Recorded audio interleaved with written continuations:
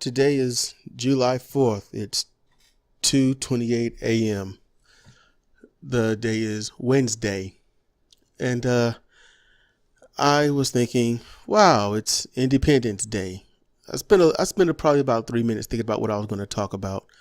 And I think it's time for a new Independence Day. I don't know if it's going to be today on some year or some other day down the road some other year. What I notice is this country is just not intelligent. It's not. And if it is, then this country, the United States of Northern America, then it refuses to act like it. I mean, I'm not out there protesting, chanting, marching, and things like that. And the reason I don't do that is because I could march, but I'll just be exhausted, I'll be tired, and nothing will change. I can protest, but then the cops will, beat the hell out of me and or kill me. And let's say the cops don't get involved, then I would have shouted and stood. So I'd waste my breath and my energy over something that's not going to change. I had a quick thought. My quick thought was, wow, the British came here to get away from their forms of oppression, since they didn't want to be, grouped in religion or whatnot. They want to practice various religions. That's what they felt. We should be able to practice what religion we want. We shouldn't be stuck to, your dogmatic principles and, your tyranny. So we flee. We find a new land. I'm just summing this all up. We find a new land and we're going to do what we need to do here. But see, that's what we're taught. But then you learn later on that, wait, it couldn't have been so much that, because they came here looking for riches to the point they didn't even come prepared to survive. And when they had nothing to survive on and didn't find all the riches, not as vast and as fast as they wanted, they started sort of eating each other. It got really bad. So in time, after some years, and the natives teach them exactly how to survive, how to live, they start killing every single native that they can find. Wow, that's a really good thank you. You come here, you kill the natives and call them savages. So then they want to, really settle. So they settle, they do their thing, they bring in slaves. And they call them savages. They call them less than a human. They say that you can breed, you can have sex with them, but breeding with them, you can try, but it won't work because they're not human. They're animals. Okay, so the slaves are animals. You bring them over, you beat the hell out of them. Then you bring them over in droves. And I mean like 600 to 800 crammed in at the bottom of a ship, and you're bringing them over and only half would survive, if that really. So 100 to 200 slaves come off the ship. You force breeders, and you just, I say us because I'm African American. I'm a descendant thereof, but, I won't there. So I'm going to stop saying us because it's not fair to those that had to go through it. So you breed the slaves, you treat them like shit. And one day something happens, and you realize something. They are in mass, they are in numbers, and they keep trying to get free. You force them you force them to take on your religion. You force them to take on your ways. You force them at points after the whole slavery thing, more or less ended. You force them to speak your type of English, and it was never good enough.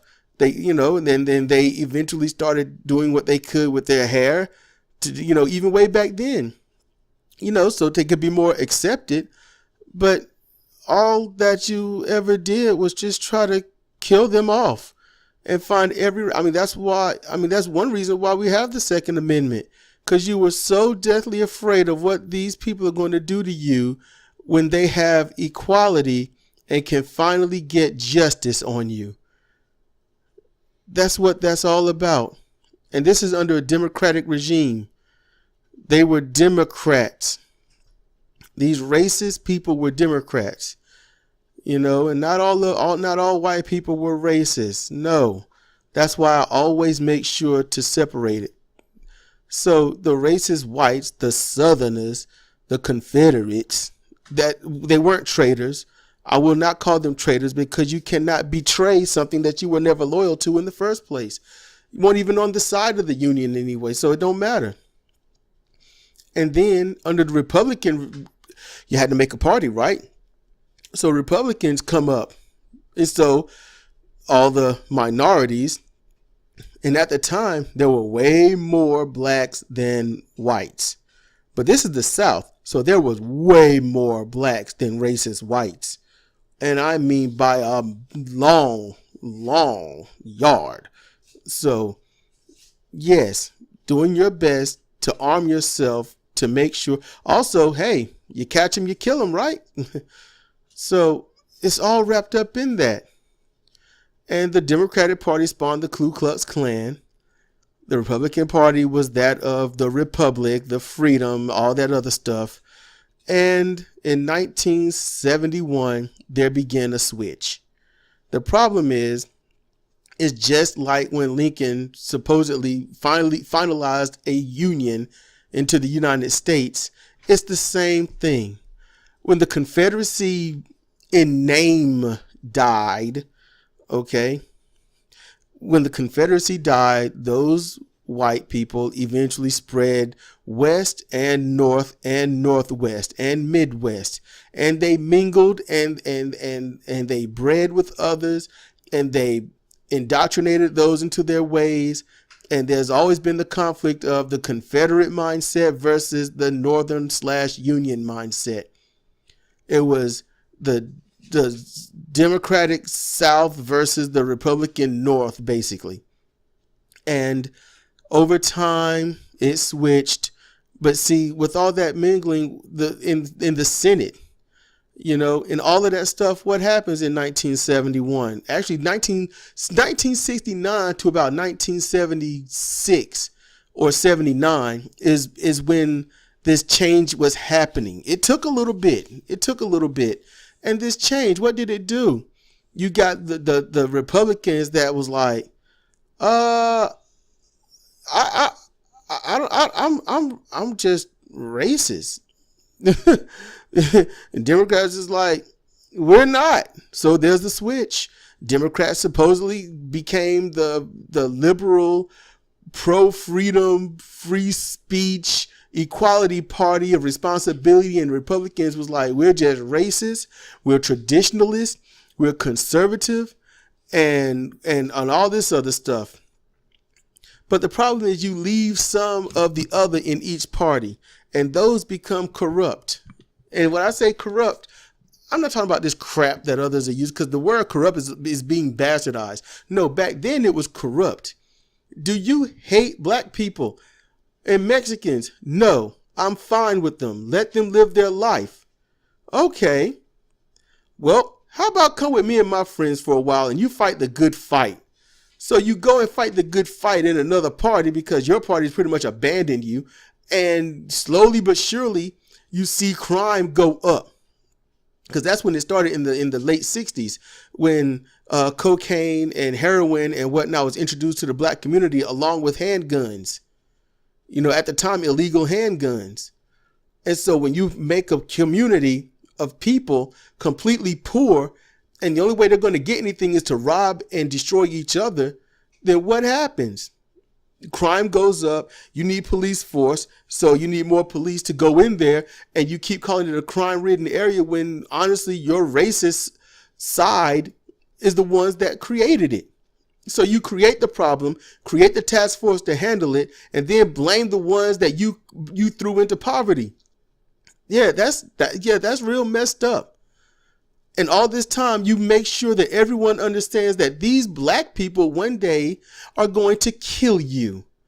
they will be with your wife or your daughter, your young, innocent, sweet 16 daughter. Because back then it was okay to be 16 and have sex. Now you get locked up in jail. Even if the girl is 16 and the boy might be 12, the boy would go to prison. It's happened in Texas a couple of times. So what happens after that? I mean, it's just, that's what's been going on. The propaganda, that's all that's going on. So, and over time, what did the Democrats do? The Democrats just slowly but surely started saying less and less, while the Republicans said more and more. And then you get the Democrats starting to do the whole, well, we have to be bipartisan. We have to be bipartisan. We have to reach across the aisle. We reach across the aisle all the time. And Republicans say we reach across the aisle, but they keep turning us down. Even when the Republicans are the ones turning down their own things. So the Democrats will say, yeah, we want what the Republicans want. The Republicans say, nope, because y'all want it. And that's what we were faced with for a long time, and no one even thought about it. No one thought about it. I was too young to even contemplate that type of stuff, for me anyway, from where I grew up, So now, all this time, after hearing for about 2 decades now, 2.5 decades, I'll say since 95. So you get to hear about the bipartisanship, working across the aisle, working with the others, doing things for America, yada, yada. You hear the same crap. So you've been fed it for so long that now that you're in your 20s, 30s, and up to mid 40s, you've been verbally indoctrinated into something. And so when Obama comes along, he talks about reaching across the aisle. You don't mind hearing that. You think that's the right thing. Because if you can work with them, we got to build this country together. So, hey, let's do this. That's what happens. And with that going on, Obama gets in, spouting what? We don't want more of the same, while he did more of the same. And what happens to that? People get angry. You had the black people saying, no matter what, Obama is awesome. He is great. He is the greatest thing ever. No matter what they find out, it's a personal attack on them if you say Obama sucks. Okay then, black people, Obama fucking sucks. All right? He sucks. He didn't do jack shit for anybody but the banks. No, you know what? Nope, that's wrong. He did things. He got in good regulations. He did some good things, but you won't know because they said nothing. And the reason they said nothing is because if they speak about it in public, if they brag about it, just saying what good that they do, then the big donors get to hear about it and realize, I can't stand you. They don't get that big donor money. So you have to keep that on the hush hush. And white racists hated that mess. They hated Obama being in office. He didn't hate being in office, but he hated the black side of him. He didn't even want to consider himself half black. He wouldn't even say I'm half black. He'd be like, I'm biracial. He would say I'm half white. That aggravated the hell out of me. I'm like, this is a country where if you got 1/8 black in you, no matter how white you look or sound or act, you're black. I mean, they made some forced divorces, Back in the day, they did that. And there are white people today that when they find out that whoever they're with got some black in them, they will get rid of them. That's what's messed up. That's the world we live in. We live in this racist, bigoted, xenophobic world. And out of this comes one thing, one important thing, one piece of hope that Obama could not give, because nobody wants that in politics. But then we get this, the Justice Democrats. What is the greatest thing that they're going to do in a democratic system that's not democratic by any means? It's not. The Democrats are just basically just center right, while the Republicans are halfway between that and crazy right. That's where it is. And now the Democrats are saying, I'm saying the Democratic Party is saying, if we move left, we will lose the midterm. If the Democrats move to the left, we will lose. That sounds like, to me, we don't want to lose the big donor money. We want the racists on our side, so we're not going to speak up against all the black people being killed. We're not going to speak up about the families being separated. And see, notice I'm not putting race or whatnot with the families being separated, because I want that blanketed. And so what rises out of part of this? Those Justice Democrats that decide, instead of making their own party, which could have been the Justice Democratic Party or the Progressive Party or the People's Party or something, anything, the party of the forward thinkers or the forward thinkers parties or the higher mind party, something, just call it the party, something. But they didn't do that. They said, we are going to use a scant few people to infiltrate one of the single most perverted party that's no longer corrupt, is no longer perverted, is business as usual. So it's not corruption. That's why I say it's not corruption. It's just business as usual. And you're going to try to take 20 people from around the United States of Northern America to infiltrate this compound of corporate money lovers. They rather have more corporate money than voters on their side. And that's how the Democrats win. Because they get money. They don't care about no damn vote. They don't care about the losing all those seats. They just want the money. The Republicans want the money and keep the seats. There's just two sides in one party. That's all it is. Do you want to be center right? Or do you want to be all the way right? But either side is for big donor money, and you try to infiltrate that because it's easier. Now you get one Alexandria Ocasio-Cortez that win, and there's a couple of others. Ben Jealous wins. Yeah, they win. That's great. I think that's awesome. That's in the right direction. But what does it do? It's not going to solve the greatest problem that we have. And that's intellectual dishonesty by our paid media, because Republican corporations like Sinclair are in charge of 72% of it. And what they're not in charge of, the rest will go with, because it's easier and more profitable for propaganda than it is for truth. That's it right there. The Republicans got the House, they got the Senate, they've got the Supreme Court, they've got everything. They've got all three branches, executive, legislative, and judicial. They've got it all.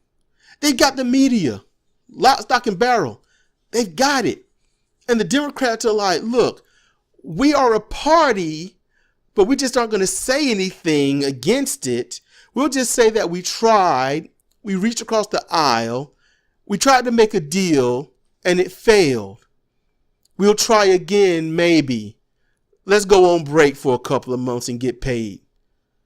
So you get the Justice Democrats who did what? As soon as they could, they dug up some 20-year-old shit Cenk Uygur wrote that he doesn't even support, that he's actually against, and got rid of his ass, losing credibility of their own freedom. You can't be a Justice Democrat and then say, let's get rid of some shit unjustly. You can't do that, because then you get this. People don't want to believe in you. And when they don't believe in you and you run, it's like, well, what's the difference between this Justice Democrat and a regular Democrat? Because it seems like the Justice Democrat turned on themselves. I mean, think about that. Right now, in the public's mind, there are three parties: Republicans, Democrats, and Justice Democrats.